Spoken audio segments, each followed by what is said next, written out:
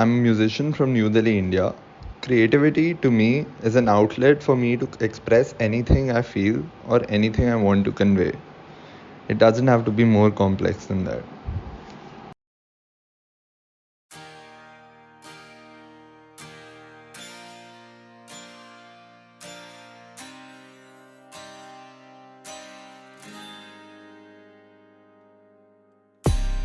Hey everyone, welcome to the Closet Writer Chronicles. I'm your host Sangeeta, aka the Moody Marshmallow. You just heard our guest for today, Ayush Handa, better known by his stage name Handa. He is a singer, songwriter, music composer, and session pianist. He is also a co founder at Flip Studios. Ayush and his music has been featured by Rolling Stone India, Rock Street Journal, Apple Music, Spotify, and more. Join us as we talk about his journey in music and his newfound interest in investment advisory services. Ayush also talks about his experience with addiction and getting a second chance at life. Tune in. Hey everyone, welcome to the Closet Writer Chronicles. This week I have with me Ayush Handa. Welcome to the show, Ayush. Hi, nice to meet you. So, Ayush, I've known you for a while now, but we've never had a conversation like this. So, first thing I want to ask you is, what is your earliest memory of being creative? So I started playing when I was three. Okay. So my earliest memory, I remember big moments when I was that age because so it was my birthday, I think my fourth birthday or fifth birthday, and my piano teacher. So my piano teacher was teaching me for free Oh, okay. because because like she was our neighbor and she was like, okay, cute kid, let's teach him piano. So, so, so she used to teach us. They teach me piano, and on my fifth birthday, she wanted to give me a keyboard. Okay. Or my and fourth or fifth birthday, I don't remember which one. But obviously, as a kid, I thought a keyboard must be like enormously expensive. Although it was like a Yamaha, like a chota Yamaha, so it must have been like not that expensive, but still. So like, so like I was like, I don't know what I'm doing, but matlab, maybe I'm very good at this, and that is why she's giving me a keyboard. So that was a confidence boost at least. But but like on hindsight, I was just a kid, you know. So so then those are my memories. Then I had a few performances. Oh, nice. So, what was like the first song you ever played, you performed? First song I ever performed, it was a, I think, initial grade piece called My Little Pony. Okay. Yeah, it was like a classical piece. Okay. Yeah, I have Yeah, no idea. So, yeah. I don't know who the composer was, but yeah, I used to play that piece quite a lot. I still remember how it goes. I must have played when I was three or something. I still remember it. I learned it well. no, So but that's amazing that you kind of got introduced to music, at such a young age, and that's something that's kind of like stuck with you for so long. yeah, and thanks to that neighbor. Yeah, no, for sure. The fact that she, taught you, and she must have obviously clearly seen potential and talent, which is why she was like, okay, cool, let me like teach this kid. And I don't think it was you, potential or talent. She just thought I was cute, and she was like, she was like, she was like, let's spend time with this 3-year-old. oh my God. Yeah, but I mean, but you took your Trinity exams and you Yeah, cleared all yeah, your grades. yeah. I cleared all So the grades. that doesn't happen if you don't have the I potential and talent. coincidentally had talent, but I don't think that was the reason why she took me though. It's okay, Irish modesty doesn't suit you. Anyway, moving on. No, but really, it is cool that, music's kind of stuck with you. But having said that, when did you kind of decide you wanted to pursue this professionally? Because a lot of people, they learn like music or dance or whatever at a young age, and it'll just be a hobby or it'll be something that they kind of let go of or just kind of keep as a hobby. When did you realize that this was something you wanted to do like full time? So when I was 12, I was quite sure I'm gonna do music. Mostly because, so okay, you have to understand that I was a 12-year-old. So in my mind, my older sister, my second cousin, had told me that if you get into the school band, all girls will want you. Oh Okay, my and god. I was like, okay, cool. That is what I want to do. Okay, so so so I was the youngest person in the school band because I was obviously 12 or 13. But my reason was because my older cousin had told me, okay, this is this is what you should do. And she was like in 11th grade or something, so she was a lot older.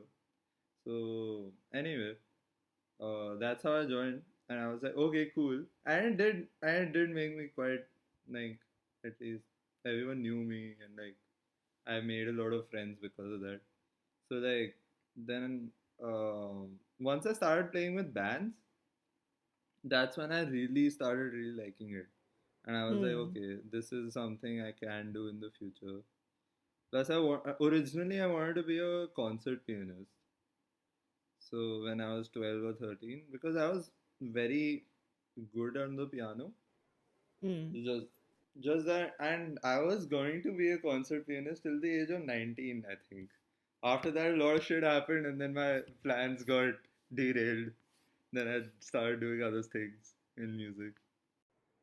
But at any point you didn't kind of double guess or like second guess yourself that, oh, maybe will this be a stable enough career path for me to follow, or is this something I should just do like on this as a side hustle or something like that? I mean, so for me, it was like, even if it's not stable, it's all I wanted to do at one Hmm. after a while. Like, there was nothing else I thought I would I would do, or I would even try. So that was it. Now I have side hustles which are not music, but like they don't have the same passion. And I'm not a very, like, as you could probably tell by now, I'm not a very planned person. Okay, so so so everything, my best work comes out of passion only. When I'm really interested, I just get lost in it, and sometimes things happen. But I'm disciplined in terms of when I have to do work, I work. But um, that's not when my best work comes. When So you're disciplined. yeah, I, Okay, that's it's interesting. it's always when not planned anything, or when it comes out of passion, or like it comes out of like, I don't know, I just felt like doing something that day, and that Okay, is that's when the interesting. best work comes. When I try to schedule it out, I'm productive, but it's not creatively very good. So like for mixing, for something like mixing or mastering or something that needs more analytical work, Hmm. being planned is probably better. Okay, that's so you don't like say, because now obviously you are composing and producing your own music as well, right? And you've come out with a few songs over the years now. So it's never, I mean, do you practice then every day in terms of, I mean, not just piano, but say even songwriting or, just playing around with tunes and figuring out? Is it like do you have some form of routine of just practicing or for even singing or anything that matter? Or is it just very organic for you? So I do practice every day, but I don't have to force myself for it. Hmm. Like I anyway do it. Like that is all I do. So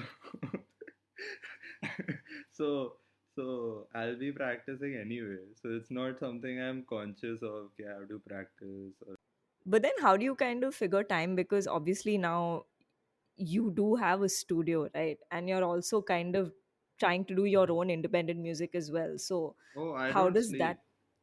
Okay. Yeah, I mean, I'm 100% sure you've not seen a person with as bad of a sleep cycle as me. So My friends are all stunned by it because I sleep for like 3 to 4 hours, That's and insane. I sleep at 10 a.m. because before in the morning nothing happens. Okay. In music, at least from my experience, in the morning nothing happens. If all your clients are asleep, all your coworkers are asleep, there is no one awake in the morning. Okay. So, So so it's the not best just time, you. yeah. So the best time to actually like when the least productive time is the morning for most musicians. So that's the Okay. time. That's the time we sleep. That's how it is. There are exceptions to this. Like we have had clients who are morning people, but they're usually much older. Okay. So like they probably learned that with age, you know, and like responsibilities and like they have kids, so they have to drop them to school, stuff like that. That's interesting. Okay. Okay. Wow. So basically, it's a fraternity thing at this point. Yeah, yeah. The musicians are all awake at night making music, while Yeah, during but the day, I mean everyone's it sleeping. makes sense also, no? Because like if you see all your gigs, all your events, Yeah. they all happen at Hmm. night. So yeah, anyway, I have to be up for most of them. So so your weekends go like that, and then after that your weekdays you just get used to it Hmm. because you're like so recently I've started to like so I had started investing in like 2018 in stocks and everything. So recently I've started up taking up a side hustle, which is being an investment advisor. So I'm giving Okay. those exams these days so that my mornings get occupied because I don't have anything to do in the morning, right? I have to sleep, yes, but besides that, so yeah, So wait, that's how it is. how did you decide to then pursue the whole investment advisory thing? Basically, because I was very good at it. Like I started naturally, I started researching more about it and stuff like that. So Okay. then I gave a mock test and it was quite easy. So then I was like, let's do this. Yeah. But that's amazing. So you're basically a musician who's now also got a sort of penchant for investment and finance, which Yeah. is pretty cool, honestly. Yeah, and that also because I don't know how it happened. Just that I read a few books as a kid only and Okay. realized Like I which should be books, investing. if you remember? I was Benjamin Graham's books and Warren Buffett's books. It was very. Okay. It wasn't very informative. Like I didn't remember the information that he. I remember some of the information. Well, a lot of the information I don't remember anymore. But it just put it in my head that I should probably invest when I grow up. So, so yeah, when I grew up with my first salary only, I started investing. That's amazing. Because usually people will wait to kind of make a certain amount and then start investing. So it's interesting that you started as early as you could. Yeah, true. Anyway, I was bad at it for a while before I Yeah, I got mean, good at it. yeah, I mean, it is trial and error, obviously. It's Yeah, not yeah. something you can like Yeah, just. plus because it was my own money that was going there, right? So like I would also just feel bad if it didn't do well. So you would like research more, right? So that it makes sense to actually start with your own money. Wow. No, but that's amazing that you got into that. You have this interest also, and that's something you're exploring and you want to kind of take up Huh, huh. seriously as well. Although like right now though it's mostly just music. This is something I'm exploring only. It's like a new business avenue. No, but the fact is, you're giving yourself that opportunity and you're not limiting yourself. Because it's also, I feel like it's very easy once you're sort of pursuing something or you're sort of I don't want to say label, but you're in a certain comfort zone, then you sometimes other people will obviously tell you that, oh, that this person can only do this, and you also kind of tend to limit yourself. You're not doing that with yourself, which is why it's really cool that you're still, you're like, no, I'm interested in this and I want to kind of explore it and see where it can take me. So, I mean, more power to you for actually exploring and going out and trying. That's still better than someone, who's not, or who's like afraid to. So hopefully Yeah, anyone else who's thinking. basically the idea came because like I was anyway investing for my friends. Oh, So wow, like okay. then I figured Kim I should probably like become legitimate because I was just Wow. giving like tips on a WhatsApp group, you know. And then I was like, we will do this. Oh my god. That's insane. So wait, what would you say are your top investing tips? Now I'm very curious to know. Then in general, I would recommend companies that are, if you're starting out, companies that have a high return on capital employed, that have less debt, and debt to equity is about zero point 0.3 or lesser. And I'm not a believer in PE ratios in India because PE Okay. ratios are like, in India, it does not make a difference. Like, if something's expensive in India, it will stay expensive generally. So like free cash flow to price does matter on some businesses because if you have a cash flow, you can grow faster. Plus, profit growth is the last thing you should see, and plus consistency. Hmm. So if something is consistently growing, the management has no problem. You'll probably make money there. Hmm. There are some exceptions, obviously. Like why I invested in this Hazur multi projects is when I was obsessed. I was looking Okay. at some 3000 charts every day, and I found that this company had no market cap but had a 1000 crore order book. Okay. And I was like, either this is a scam or I'm right. Okay. So I had put ki matlab, even if it had like a profit margin of 1%, the company would double, right? Because it Hmm. wasn't worth that much at that time. So like uh anyway, so I had put like a very small amount because I thought I can be wrong. I have never heard of this company, and there are a lot of scams that happen here. So it could still be a scam. I'm saying it could still be a scam, but the point is, I took out my money when it went up, right? Now I Right. took Yeah. out my money, my capital when it went up. For retail investors, you don't know a lot of information on these small cap companies at least. No, but that's really interesting. And wow, I never thought I talked to you about finance and investment on this podcast. So that was not the agenda when I called you here. But no, it's really cool that we were able to explore this side of your interests as well. But yeah, kind of coming back to music then. So I think as we spoke, you do compose your own music, and you have been coming out, with your own singles and stuff over the past few couple of years. You're coming out with an album also later on. So then when did you realize that you could like make your own music, in the sense that you could songwrite and also sing? So I was doing that in school only. Half of the things I do right Really? now, I was doing in school. So I I mean, don't I think just I've knew you changed. played piano. I didn't know about the songwriting and the singing.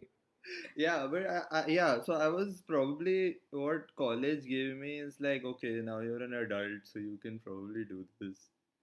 Like, and in school, I was in a very protected environment, like in terms of like, uh, if I wanted to release music, I didn't know I could record it myself Okay. because I thought studios are like what you see in films, right? You go to a studio, you have to record it, stuff like that. So I never knew that. Okay, I could do it myself. I did figure okay there were people doing like working with FL Studio and stuff like that. which was there were people doing that, but I never got into that till the time I. But like before that I was composing all the time. I was making songs. I was just not recording them. In fact, Okay, wow. some of the songs that I wrote then, the one big thing that changed was I started using Hindi.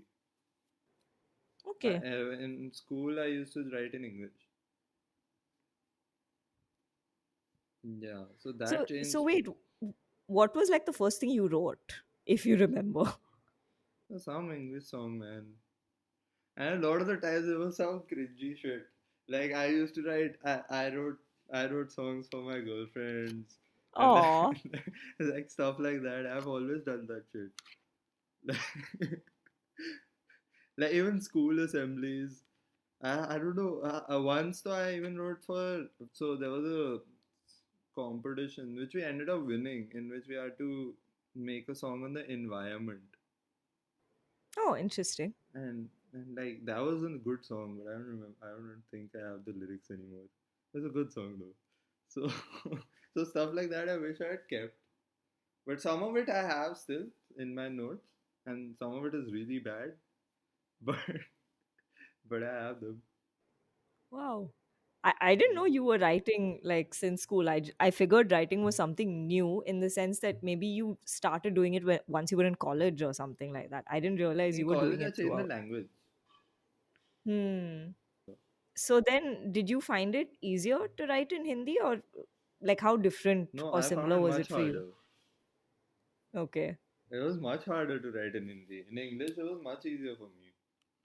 But the point was कि मतलब I just thought in college I got into this phase when I was uh, like English music gets influenced very easily, because Okay. In that's the what I've. sense?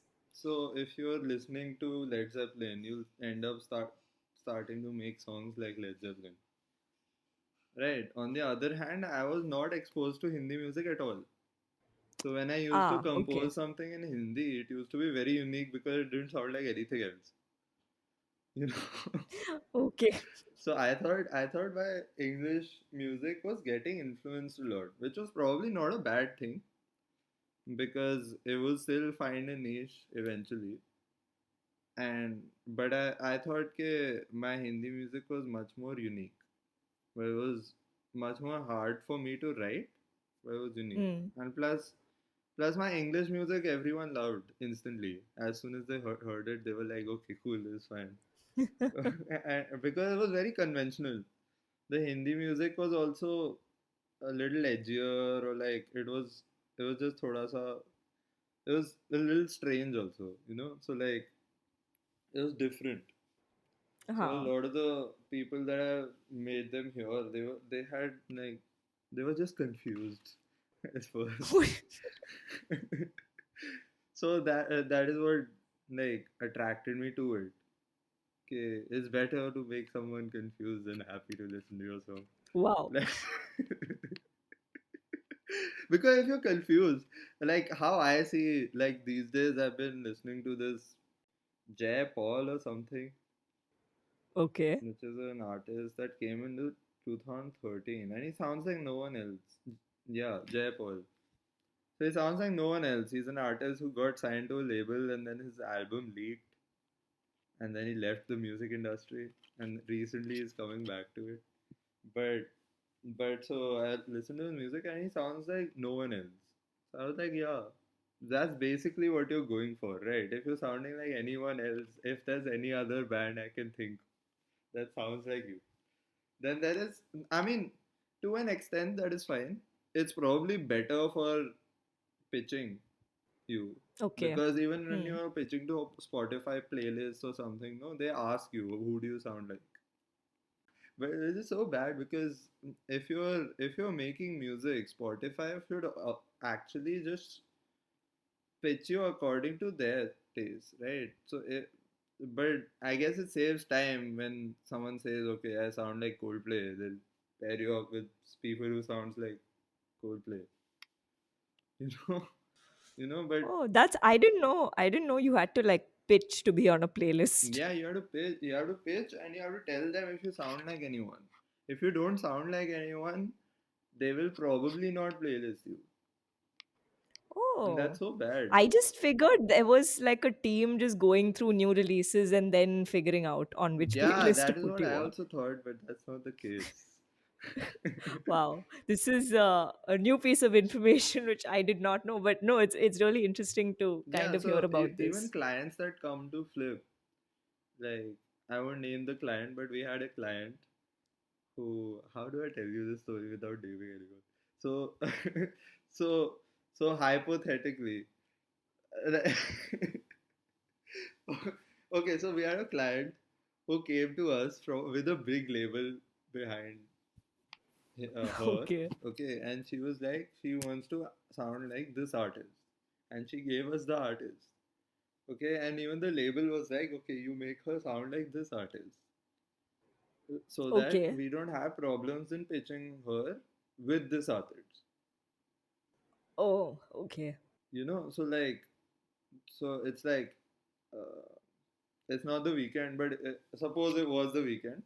So imagine a person comes and tells you that we want music that sounds like the weekend, which by the way a lot of people ask for. Really? Yeah, yeah. Wow. Okay, interesting. But and then basically the label was supporting them in that they will pitch you with the weekend, Okay. right? So I mean that really takes out a lot of the creative aspect because you're essentially plagiarizing, just doing it nicely. Or you're quote unquote adapting. Yeah, yeah, yeah. But that's how most industries actually work. But I mean, it kind of leaves out the artists like Jaipal or like Hmm. artists that sound unique will have a hard time initially. Yeah, that's fair. I mean, until and unless they find like a loyal enough fan and listener base That you have who to reach really that back them. you have to reach that listener, right? Oh yeah, Spotify will not 100%. playlist Yeah. you only who will listen to you. Right, so it has a lot to do with that. So a lot of the bigger artists now they started out with these songs and then went wherever. There are obviously exceptions. Hmm. I would say Radiohead was an exception early days, but that time these technologies weren't there. Spotify wasn't there. Yeah, Uh, a new artist I can't even think of that sounds very different. very unique. I mean that has made it very big at least. So Okay. so it's just how it is. That's why music has become more bland. There's no character in anything these days. Everything is Why do minimal. you say that? No, everything is minimal, dude. You see your fire hydrants, okay? Those have become minimal. You see tables, Okay. tables have become minimal. Earlier there used to be such a lot of karigari and everything. They've all become minimal. They, But it's interesting you say music has become minimal. I mean, I don't know. I I mean, mean, you're I you're think probably thinking of like, who are you thinking of? Like, no, I'm just trying to figure like when you say minimal, I'm like what do I'm not able to understand when you say music has become minimal. what I mean is like music has become, in terms of the effort that is put into music, they know that there are certain formulas that work. Like there's this guy called Max Martin. He has the most hits in the world, basically. Did you ever hear of Max Martin? No. So he's made No. half the hits. Just Google him and see how many songs he was involved in. He's a songwriter for many, many big artists. Okay, so he writes for many artists. He's probably written your favorite song currently, at Okay. least. So, Okay. so like it's a game. You can play this because he's written probably like 300, 400 songs. Like even for Adele? Yeah, that's what I'm saying. Oh my He god, writes for really? everyone. So, Oh my god. so there Okay. are very few exceptions, and there are also like co-writing partnerships. They just put Max Martin in a song because they want a hit. Taylor Swift? I'm just Taylor throwing names Swift, now. I'm not sure. You can Google it. Maybe. Oh, Taylor Swift stopped working with Max Martin recently. Oh, oh, okay. But she has worked Yeah, with him. she has worked with We Are Never Ever Getting Back Together. Oh my Right. God. So Not that's what I'm okay. saying. No, that was a hit. So he basically writes hit. If you want a hit, you get Max Martin. He'll get you a hit. Wow.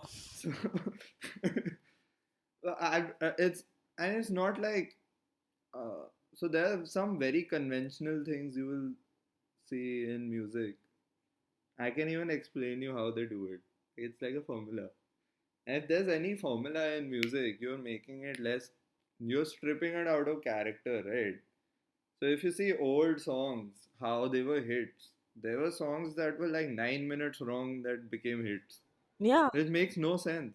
Because if you think of like Bohemian Rhapsody as a hit, Yeah. it was so unique. There's nothing like that now. There was nothing like that then. So like, so stuff like that cannot be created, no, in an environment like this because they won't allow you. If nobody is gonna hear your music, the chances of you getting a hit is also like near nothing. That's interesting. Wow.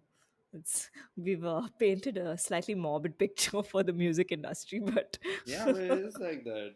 I mean, it'll change eventually. Also you would see that rock music is dying.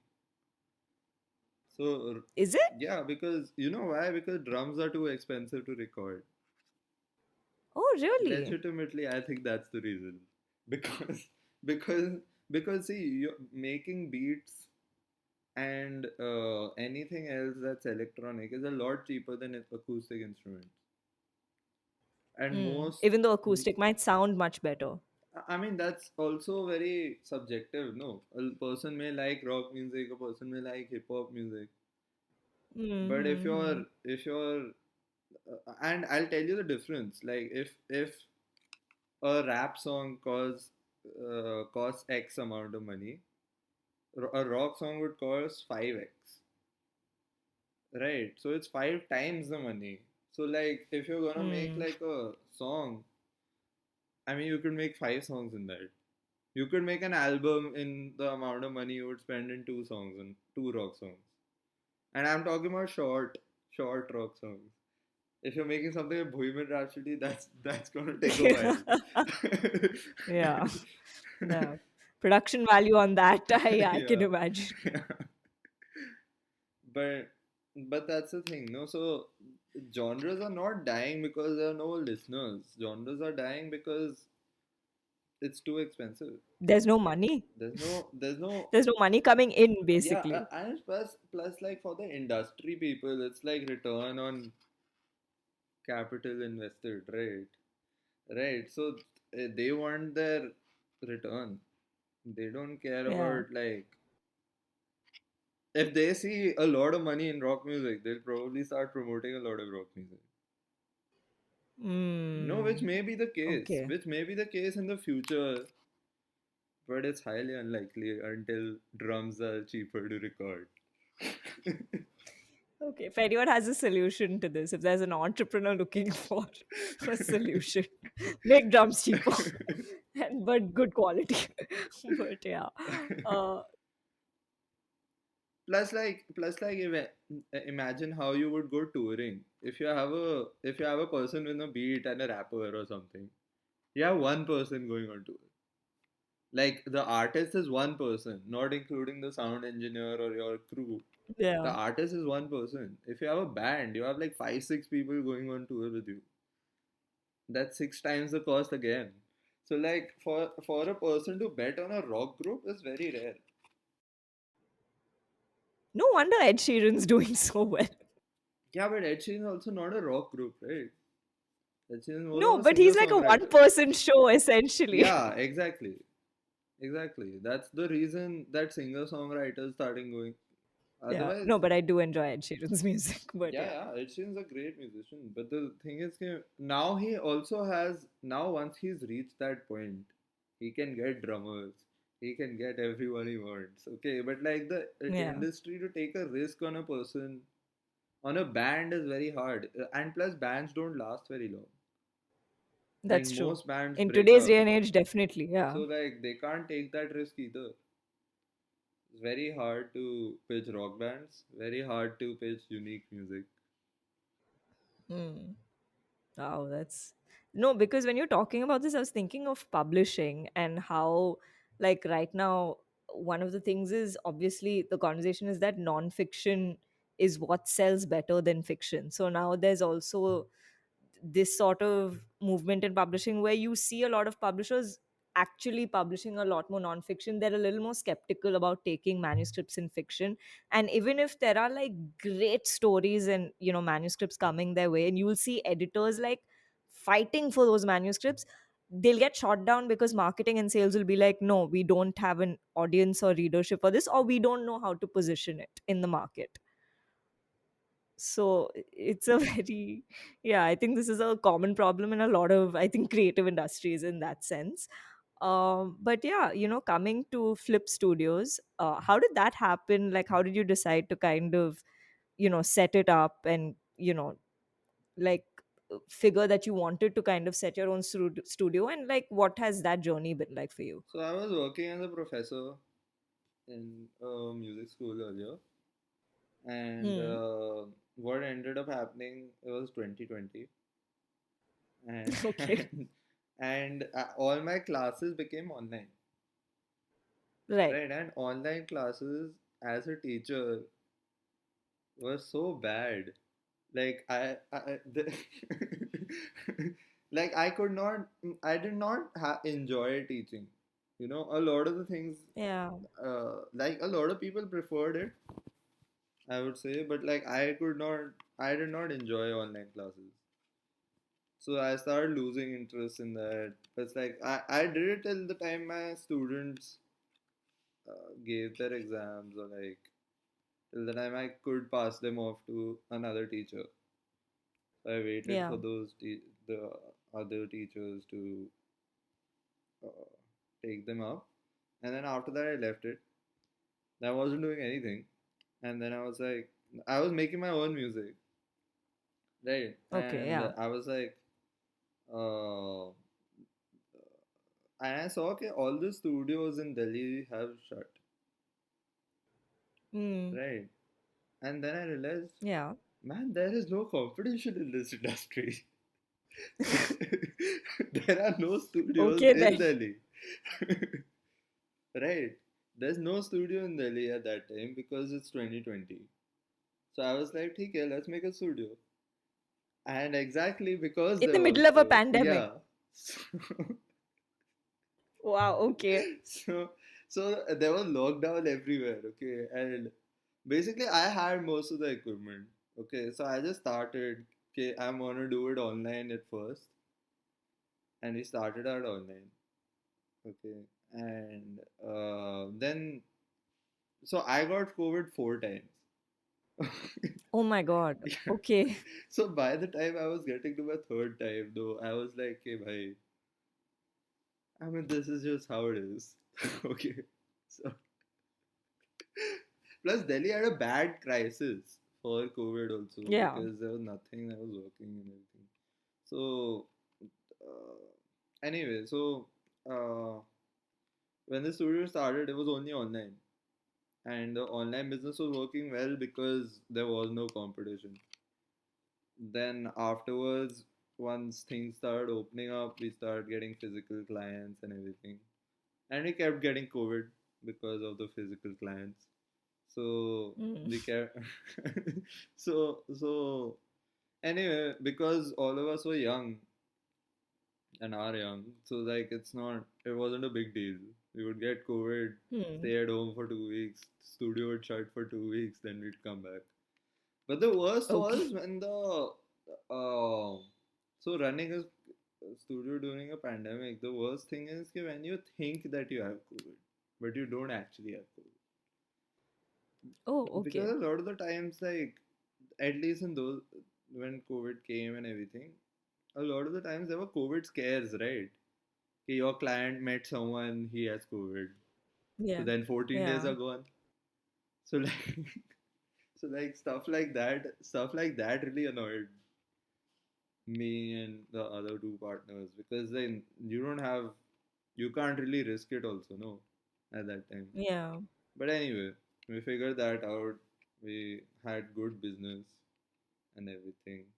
Now recently what's happening in the studio is we're splitting ways. So Okay. my two partners want to go in a different direction. I want to go in a different direction. All of us are going in different directions basically. Okay. So like everything's changing. But anyway, I'm gonna continue the studio with different Okay. goals. Interesting. Yeah. No, but then obviously this is like an quote unquote entrepreneurial venture, like in a sense, right? So then what has it been like? Like, what do you think you've learned, or in the sense, like, what are some things you thought you'd never have to deal with, or you realize that, oh, I should have thought this through, or I should kind of have this skill or know about this, before Yeah, like yeah. properly A working on few things something. I learned. One, I learned there's a lot of money in music. Like there is, Okay. because that was the first thing I realized, because there were people who were willing to pay a lot more than I expected. Okay, so Oh, wow. so Okay. so even though I had done a few little bit of market research, then I realized that, like, if you hire us, we'll probably charge you less than what we charge a corporate, right? Because of the Okay. scale, because of where all they can use it, because of where all they can pitch. Right. Plus, we would also probably Hmm. empathize with you more than we empathize with corporates. So, so, Okay. so all that makes sense. So like, that stuff I never accounted for. I thought if an iPhone costs X, it'll stay X for everyone. But that's not the case in Hmm. any creative field almost. I don't know Yeah. about publishing, but like at least in video and what do you call, in music, it's the same thing. So Hmm. plus I realized that there's there's a huge untapped market in indie musicians, because nobody Oh, wants to okay. record for indie musicians. Interesting. Because indie musicians, like, one, they generally have problems financing stuff. They Hmm. generally have issues in their schedule. They're generally not very disciplined. So, Okay. so there are a lot of issues in terms of who you're hiring. Corporates, on the other hand, like, their work may not be as exciting for you, but they're always on time. They'll do their work and then Yeah. they'll go. Right. So, plus Hmm. the mistakes I made, one of the mistakes I made was designing of the studio. So we Okay. made a few errors in the designing of the studio, and then we had to fix those errors. So Okay. like, so Interesting. like those kind of issues, like soundproofing, how you're designing the studio, we should have put more thought into it. But it was also 2020, so Okay. Fair. so yeah. So a lot of the stuff was like DIY. Let's do this. Let's do that. You know. So that stuff obviously had issues. Then we fixed them. And the other thing is recording drums. Like recently, we've given up on them. We don't record them anymore. Wow. After all that Yeah, talk yeah, about yeah. drums. Because what we've understood is like recording drums is hella expensive. Even for the artists. For the artist, it's definitely expensive. For the studio, it's expensive in terms of you're gonna make a entire new room just for drums. So it has to be used as often, right? So Right. eventually, I want to do it for drums, right? As a person running a studio, it makes no sense, because Hmm. if you want to support the art, then it makes sense. Then you get a drum room, which I will get eventually, hopefully. Huh. Okay, but like we started off with a drum room and it made no sense because Okay. that was the designing mistake we made, right? Because drums is something like there aren't a lot of drummers. The music industry has changed in terms of okay, there aren't any bands as such. Right. So I want to eventually do it when once I get a very big space, and I want it for me.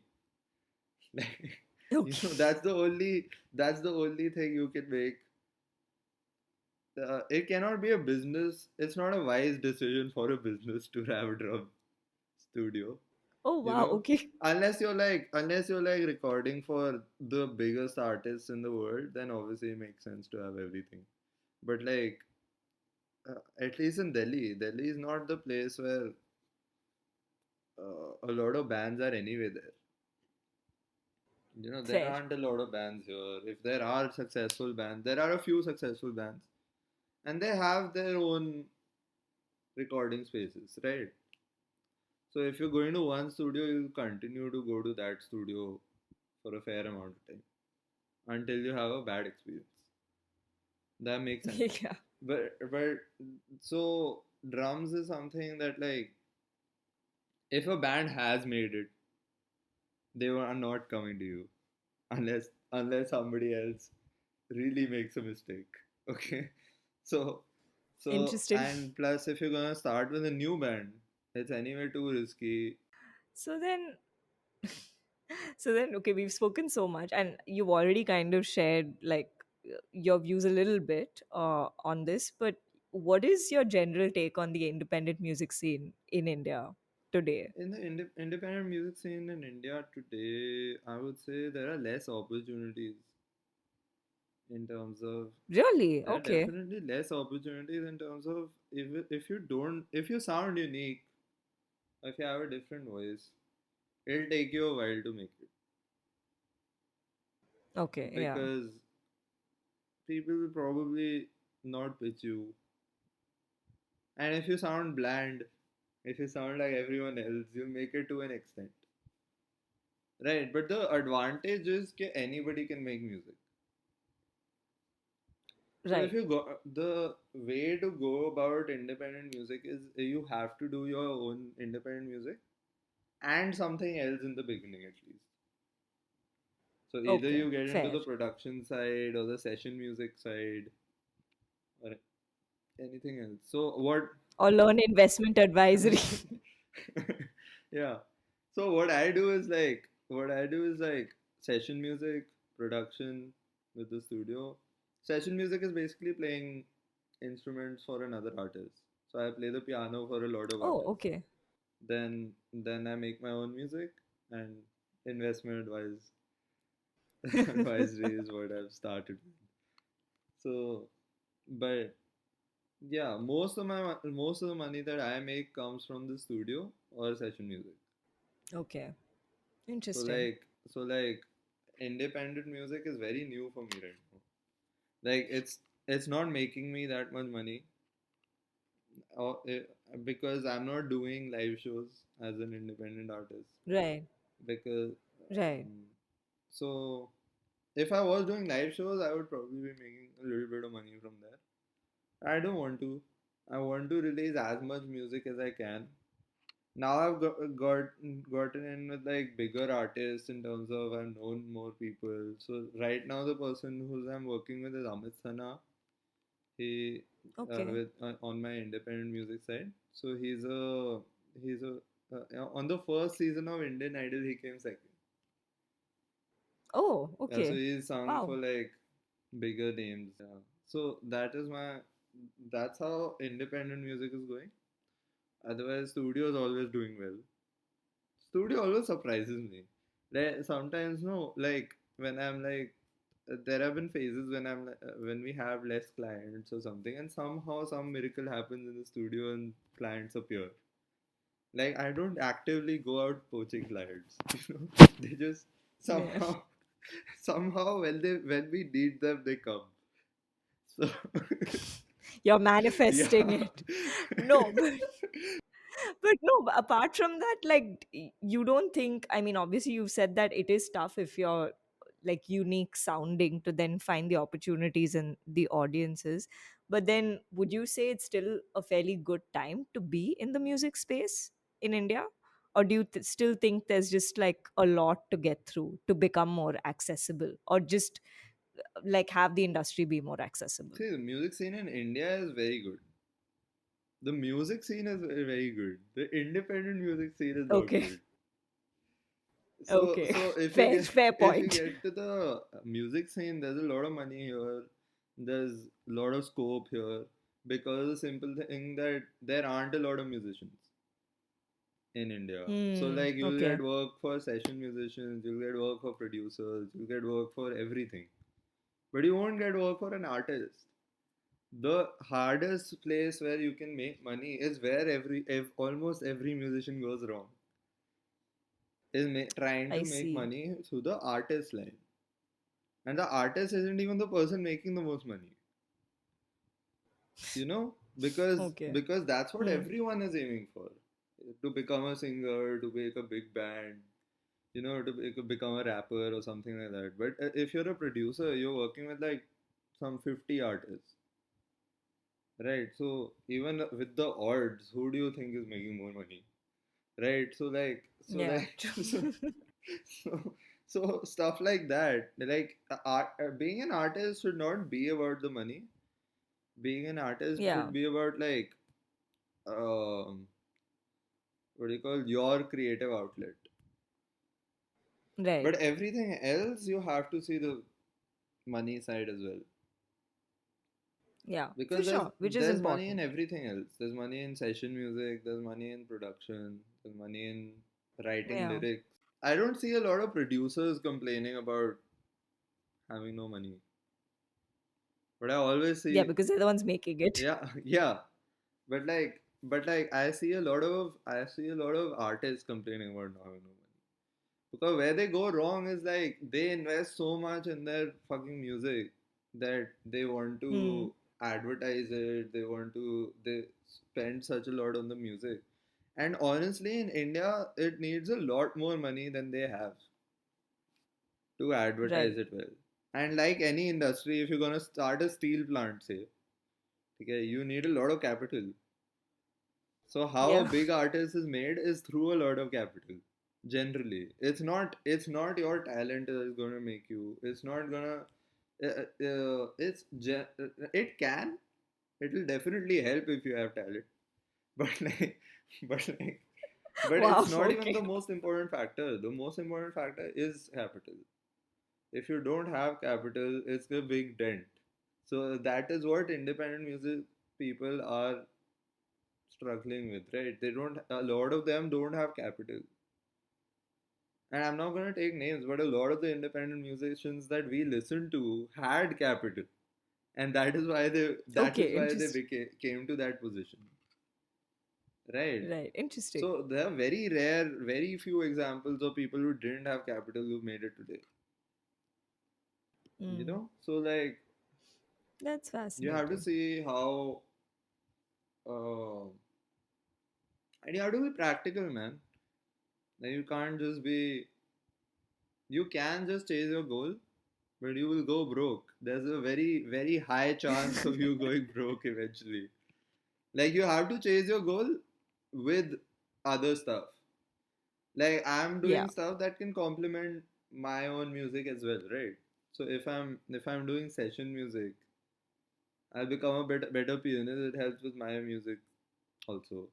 If Yeah, I'm for sure. producing, I'll become a better producer. It helps with my music also. So like, Yeah. Because you understand how a producer thinks, and hence you know how to kind of pitch and yeah. so a lot of the stuff, all of that really makes a difference. Yeah, no, because again, if I have to compare to like again publishing, it's like everyone either wants to be a writer, wants to get published, or wants to be an editor. It's like beyond that, no one like they don't look at okay, there's actually like production, there's design, there's again rights, business, finance, like no one's really looking at those things as Right, much right. as they look at these two main components. But yeah, I mean, I think almost every other, I guess, creative industry has the same issue where there are a few roles which are like, oh, those are considered the ultimate, and they don't really look at the other things you could end up doing as well. uh, so yeah. But then who are like some of the artists, musicians that have kind of influenced you, while growing up, or just generally that have impacted you and stayed with you and have really inspired you? So in terms of sound, I would say Amit Trivedi really inspired me initially. Hmm. Out of Okay. the Western musicians, Trent Reznor inspired me, Okay. and Amit Trivedi had a very unique song with sound with Devdi, which I really liked at Yeah, that time. that's true. So then after that, A.R. Rahman inspired me. Then like classical composers like Rachmaninoff inspired me. But all of these inspirations basically like became something. Yeah. So then you can't really differentiate what really inspired you because there are so many things. Like I like certain songs. I don't like the artist, but I like the song. Like, Like there's this band called She Wants Revenge, I think. I think it's called She Wants Revenge. okay, And the song is interesting. called Tear You Apart. Okay. The song is awesome, but the band doesn't have any other, like they have good songs, but it's not something that really strikes you. That song really strikes you. Like that is near perfect song. But, Wow, but okay. It's Handa yeah. approved. but but yeah, that's what I'm saying. Like there are so many things that have inspired you. Also, how did you decide to come up with your stage name Handa? Oh, that's because I was playing shows and like whenever I used to play in my school band or like anywhere I used to play with, nobody really called me by my first name. So if anyone Okay. really chanted my name, no, you have these school events and stuff like that, and people used to chant your name. They used to chant Handa. So Wow, so then okay. I figured कि मतलब they anyway gonna call me Handa. So it makes no sense to have a, a first name. Although when I'm releasing the next release, I may use my first name because it's a very Okay. different sound this time. So I'm working with a singer. So by Ayush Yeah, Handa. maybe. I've not decided on it, but yeah, maybe. Or A Handa. Okay, because that was like, I was like, oh, why is he using his last name as his stage name? But yeah, that makes sense. If everyone's been calling you that and during performances and stuff, that's how Yeah, you're being because referred to, then chantable, yeah, I no? mean, Like people say yeah, Handa, Handa, Handa. Like Handa. it's just Yeah, easy to chant. yeah. And I know you have a hashtag Hero Handa also, which I've seen you use, which I was like, wow, this is great marketing. Yeah. but, but yeah, I mean, shifting gears a little bit, I know in 2019 you did make a post on social media, on Instagram. I think it was for like World Mental Health Month or Day. I don't Yeah, where you came out and you spoke about, being a former addict, about recovery, coming out stronger, and really like talking about, giving, like, getting that second chance for yourself. Why was it important for you to come out and talk about it, especially since, obviously you are like an emerging musician, you're just about, putting your music out and kind of creating your own brand identity, and this could potentially seem like a risk in the middle of that. So why was it important for you to just come out and talk about it anyway? So how I thought about it is like, because when I had the problem of addiction, there wasn't enough knowledge about it. So like Yeah, there still isn't, I how think. in India, so there's no infrastructure only to treat it. So there's barely any infrastructure to treat it. You don't know how to treat it. Honestly speaking, it took me like I think good 2 years to get out of that. Mm, But yeah. if I had the right infrastructure, it could have been solved in like 3 weeks. You know? Yeah, Really? it was that simple. Once you because the addiction is a disease that will grow if you're not treated. Right. Hmm. So initially when I had the problem, it could have been treated by in 3 weeks because I wasn't even an addict when the problem happened. Like I Okay. was basically what had happened was I was getting issues because of insomnia. I was an insomniac. I still sleep less, but not as less as I used to.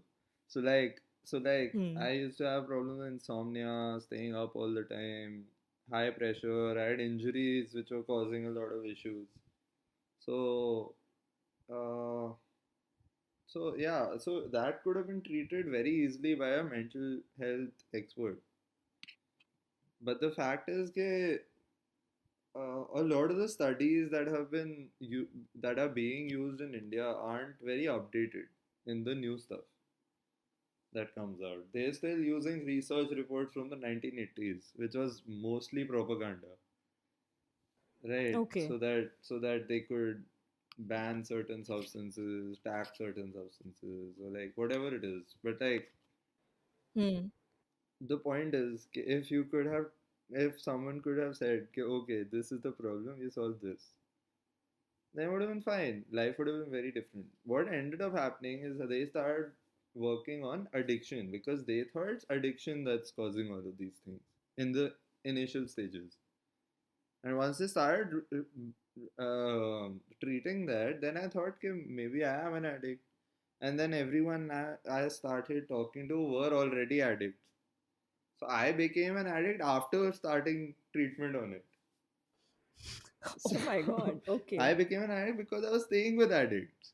Do you get it? Like, so when I used to come out, or like when I used to come out of therapy or like treatment, so then I started using with those guys only who were already addicts. I So I see. got Okay. into much more severe drugs, much more riskier drugs, and then getting out of those took a while Yeah, for because sure. basically the therapy that I went for made the problem worse every time I went for it. Right. My God. So Yeah. that's so in the end, I didn't even go for therapy. I didn't even go for anything. I just quit on my own because I was like, okay, this is just India. This is how it is in India. Hmm. So then, No, but obviously you did have like a support system, right? With like your family and friends yes, and I just did have a generally, I support would assume. system, but my family was not in a position to know a lot about the disease, right? Nobody Yeah, really fair. knows about the disease. Nobody has faced it themselves. And there's no, if your doctor is telling you something that's based on a 1980s report, then you're probably gonna agree with the doctor, right? That the doctor probably knows more. But in Hmm. most cases, that's not like. So that's what I wanted to talk about. Like, so so recently, a friend's cousin got the same problem of addiction, and probably, Okay. and so he contacted me, and basically I gave solutions that I wished somebody gave me.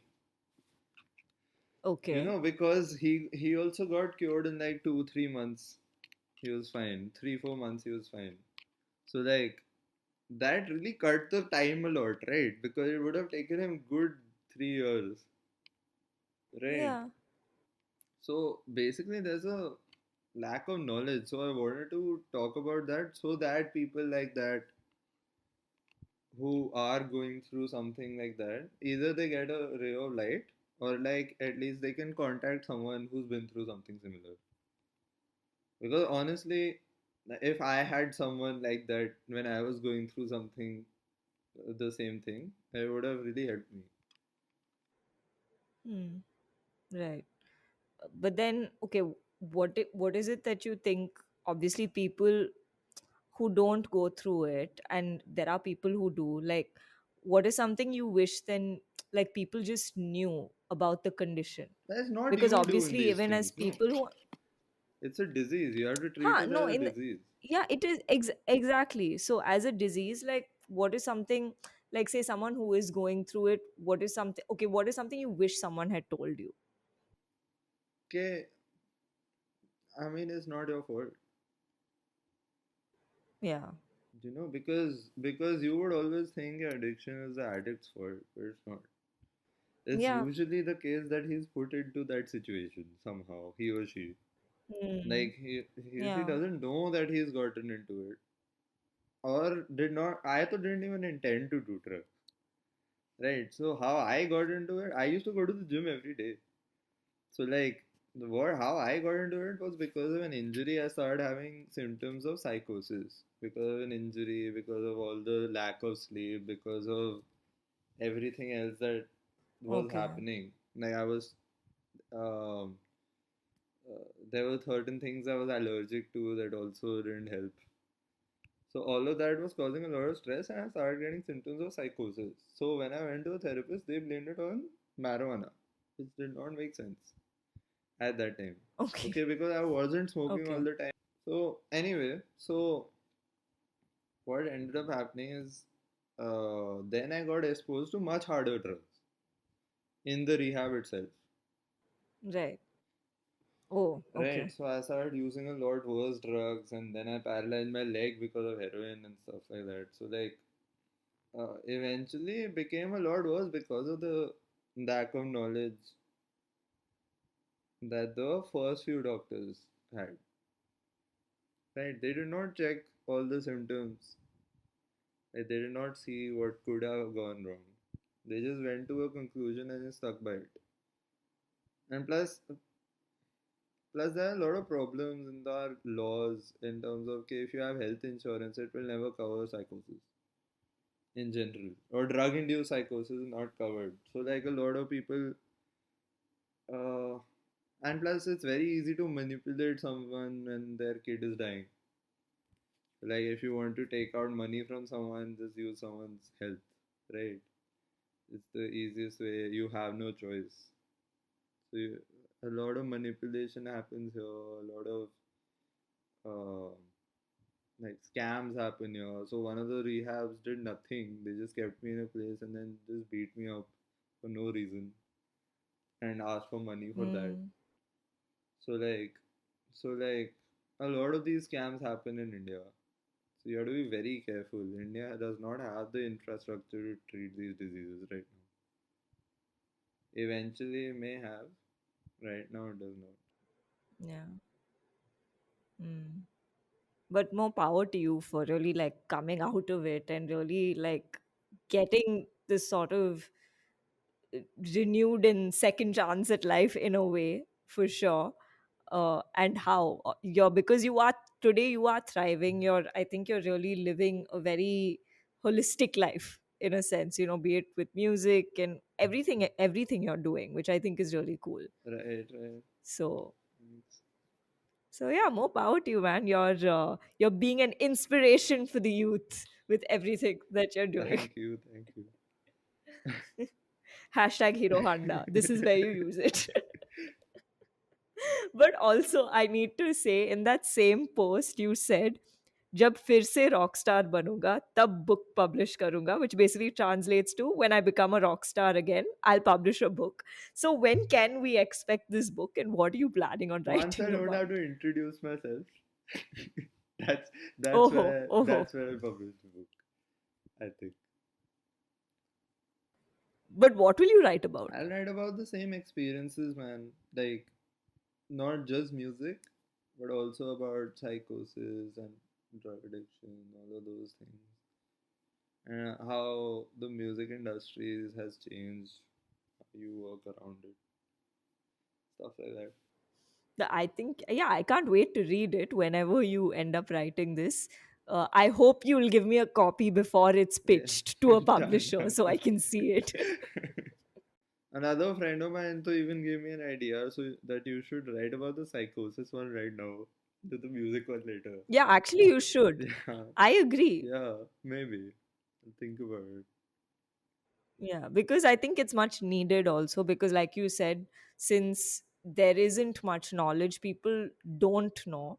It does make sense to have some sort of I guess, reference point if it's not even there in the first place, to just kind of start the conversation, basically. Right, right. Maybe you can But help me out with that. but yeah, yeah. Oh, the manuscripts and editorial, I'm always down to it. So yeah. So this manuscript is we're birthing this manuscript right here. Ayush Handa is now writing this book. And I have just appointed myself as an editor at the moment. That's what's happening right now. But no, no, you should write this book, and yeah, I can't wait to read it whenever it comes out, whatever you choose to write about, and also all the amazing music you're going to be coming out with soon for sure. And with that, we're coming towards the end of this interview, and we always end with these last two questions. So the first one is, what are your aspirations? This can be personal, professional, creative, just, things you're looking forward to in the near or even distant future. In the near future, I'm looking forward to expanding the studio because Mm-hmm. now that I'm running it as a sole proprietor, I have more freedom in terms of making decisions. So I want to expand the studio. I want to work more with the artists that I'm working with. I have a few shows that I'm gonna do with Amit now, so I have to do those, and I have to release my album. Long term, I have no plans. I mean, I make good decisions generally, so so as long as making good decisions in the short term, I'll be fine long term. Okay. And last question, what is a piece of advice or learning you'd like to share? This can again be personal, professional, just something you've experienced in life and you just wish other people were aware of. Do what you're good at, not what you love, and if there's the same thing, you should do them. Then you're lucky, basically. Because if you're Ah, there are a lot interesting. of people in the music industry, especially the artists that come to us to record. Some of the artists that come, they don't have talent. They shouldn't be doing music, but they love it. You know, Yeah. I get that someone loves something, but if you're not good at something, it's only a certain, like, loving something will take you so far. Like, it'll take you to get to learn it. But it also depends on your Right. age, right? If you're 35 and you're still struggling to make songs, like we have clients like that. So like if there's still if you're 35, it's a good thing that you're 35 and you're trying to do something, like trying to do something new. So, but these guys have like been there for very very long, you know, and they're actually very good. So there's a client of ours who's very good at a certain thing, but he wants to do music. So like it really like it's hard to explain to these people that like sometimes, man, like in every industry you have people who are good at certain things. You have people Something, who are yeah. not. But like what I would say, if if you love something at a young age, then you'll definitely be good at it afterwards.